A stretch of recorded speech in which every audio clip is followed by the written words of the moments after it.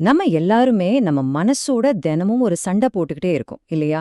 தேவையில்லாத எண்ணங்களை எப்படியாவது நிறுத்திடணும், கவலைகளை எல்லாம் தள்ளி வைக்கணும்னு ஒரு அமைதிக்காக நாம போடுற போராட்டம் இருக்கே, நம்மள் பலருக்கும் இது ரொம்பவே பழகி போன ஒரு விஷயம். சரி, இந்த கேள்விய கொஞ்சம் யோசிச்சு பாருங்களேன். ஏன் நம்ம சொந்த எண்ணங்களோட சண்டை போடுறது இவ்ளோ டயர்டா இருக்கு? ஒரு நாள் முழுக்க வெளியில வேலை செஞ்சா கூட வராத சோர்வு, இந்த மனசுக்குள்ள நடக்கிற போராட்டத்தால வருது. அது ஏன்? இதுக்கு பதில் என்ன தெரியுமா? இது ஏற்கனவே போர்க்களத்தை விட்டு ஓடிப்போன ஒரு எதிரியோட நாம இன்னும் சண்டை போட்டுட்டு இருக்கிற மாதிரி.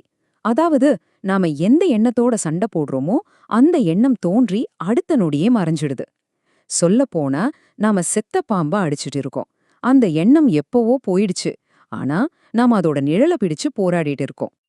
ஒருவேளை இந்த மொத்த பிரச்சனைக்குமே காரணம் நம்மளோட போராட்டத்துல இல்ல, ஆனா நம்ம மனசு எப்படி வேலை செய்யுதுன்னு நம்ம புரிஞ்சுக்கிட்ட விஷயத்திலேயே ஒரு பெரிய தப்பு இருந்தா யோசிச்சு பாருங்க. இது ஒரு புது கோணத்தை நமக்கு காட்டுது இல்லையா?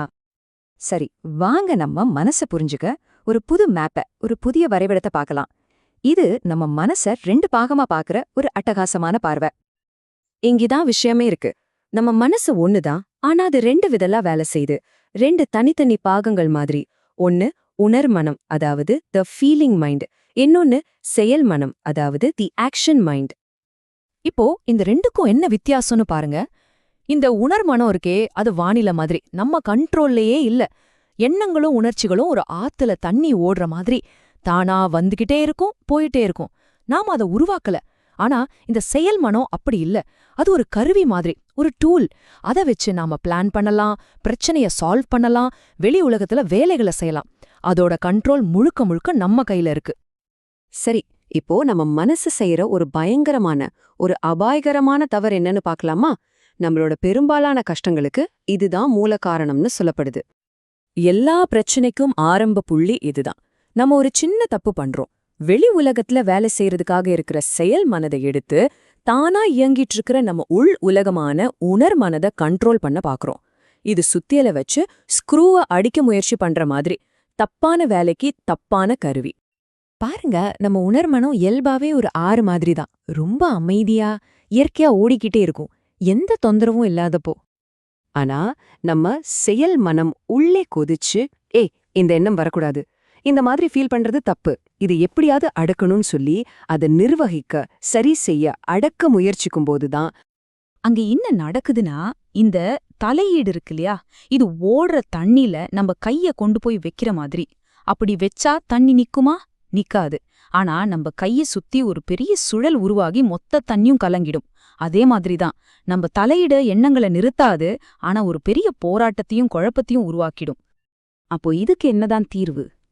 தீர்வுங்கிறது ஏதோ புதுசா ஒரு டெக்னிக்கை கத்துக்கிறதுல இல்ல. இது ஒரு புரிதல், ஒரு கனவுல இருந்து முழிக்கிற மாதிரி ஒரு ஞானம். தீர்வுங்கிறது இன்னும் கஷ்டப்பட்டு போராடுறது கிடையாது. அது ஒரு சின்ன இன்சைட், ஒரு மெய்ஞான தருணம். நான் தப்பான கருவியை தப்பான இடத்துல யூஸ் பண்ணிட்டு இருக்கேன் அப்படின்னு அந்த ரெண்டு மனசோட வேலையையும் சரியா புரிஞ்சுக்கிறது தான். அந்த ஒரு புரிதல் வந்தா போதும்.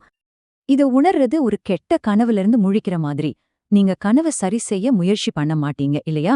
அது உண்மையே இல்லைன்னு புரிஞ்சுக்கிட்டா போதும். அதோட சக்தி உங்க மேல இருந்து போயிடும். அதே மாதிரிதான் இந்த மனப்போராட்டமே ஒரு தப்பான புரிதல்னு உணரும்போது அதோட பிடி நம்ம மேல இருந்து தானா விலகிடும்.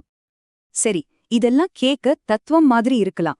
ஆனா இது நிஜ வாழ்க்கையில எப்படி வேலை செய்யும்? வாங்க, இந்த ஞானத்தை செய்யல காட்டுற ஒரு சூப்பரான நிஜ உலக உதாரணத்தை இப்ப பார்க்கலாம். இது வெறும் தியோரி இல்லைங்க.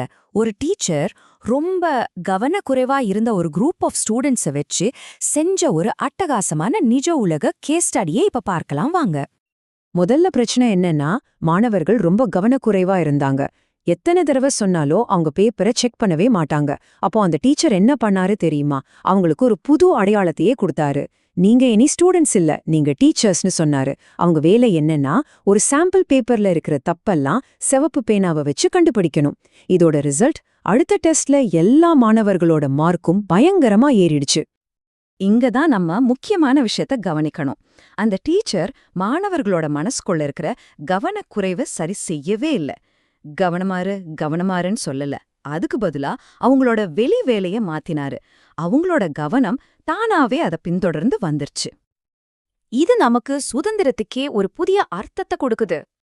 உண்மையான சுதந்திரம்னா நெகட்டிவ் எண்ணங்களே வராம இருக்கிறது இல்ல, அது சாத்தியமும் இல்ல. உண்மையான சுதந்திரம்னா அந்த எண்ணங்களோட நாம போடுற சண்டையிலிருந்து கிடைக்கிற சுதந்திரம்தான். அப்போ நம்மளோட சுயம், அதாவது நான் அன்னோ விஷயம் நம்ம உள் உலகத்தோட ஒரு ஃப்ரஸ்ட்ரேட்டட் மேனேஜர் கிடையாது. அதுக்கு பதிலா நம்ம வெளி உலக வாழ்க்கைய திறமையா வழிநடத்துற ஒரு நேவிகேட்டர். இப்போ கடைசியா உங்களுக்கான ஒரு கேள்வி. உங்க உள் உலகத்தை நிர்வகிக்கிறத நீங்க நிறுத்திட்டீங்கன்னா, அந்த மிச்சமாகிற சக்தியையும் நேரத்தையும் வச்சு நீங்க எதையெல்லாம் சாதிப்பீங்க?